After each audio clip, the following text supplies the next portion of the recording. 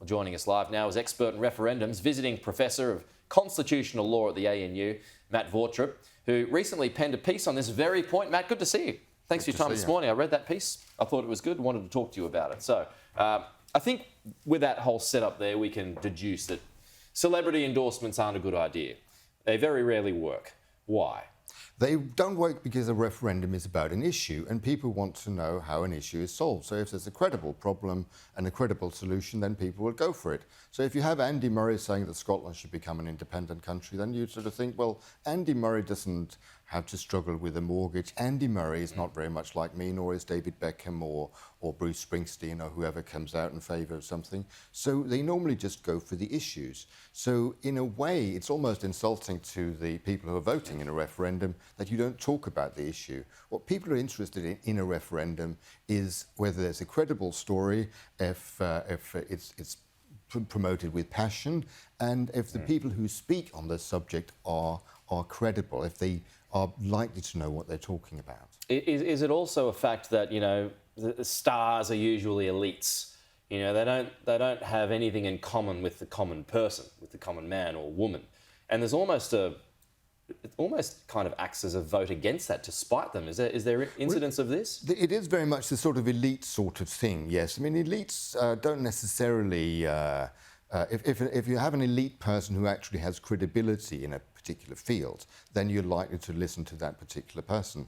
But just because Stephen Hawking might know a lot about black holes doesn't mean that he knows a lot about the issue of, say, Brexit. Yeah. So elites are often seen to be people who don't have to worry about things, and referendums are often about the individuals who have to consider what they're doing. So I think the fact that they always do this, I call it a case of Britney Spears' theory of politics, sort of, oops, I did it again. And it happens over and over again.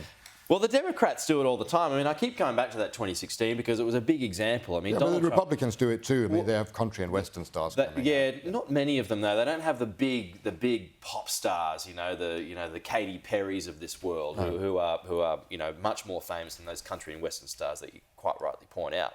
But Trump kind of did it on his own. I mean, there's that. Whether that's him or whether that's a move against, the swamp, as he called it. I mean, how do you relate your experience to what you've seen happen in the UK and here in Australia to what happens in the US? Well, what happens in the US is that in elections, occasionally it might work because if it's about a credible person.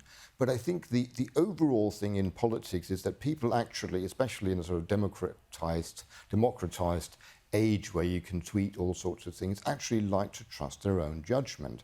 And I think it is this idea that you have to be told what to do, told what to say, is the thing that really rubs people up the wrong way. So I think the Republicans, I mean, one of the things that Trump probably was saying that he couldn't find people who could endorse him, and he probably would have liked to have done that. Sure. But I think it was fortuitous for him that he couldn't do that, and then suddenly he can sort of do away with that and not get the rubber bread for... I remember John McCain, he used Clint Eastwood many years ago, and it didn't work for him. But, I mean, that was going against Barack Obama, and no one was going to beat him then. But when it comes to celebrities more broadly, do they do it for themselves, or are they actually doing it for the cause? I think they are doing it because, for want of a better word, they might be useful idiots. And they may not be thinking very much about this. So we had, actually on the no side, or the Brexit side, we had Johnny Rotten, formerly of the Sex Pistols, whose major hit was Anarchy in the UK, who supported Brexit. And the only thing that he got out of that was that there were fewer downloads of Sex Pistols songs. So I think celebrities like to think that they're being listened to, and regrettably for them, they're not. Why do you think oppositions to referendum win more often than not? It is quite easy because if you get the sort of a very abstract question, most people would start liking that. When then you sort of look into the details of it, you may not. The problems about referendums is that it's often about issues you haven't thought about in the past.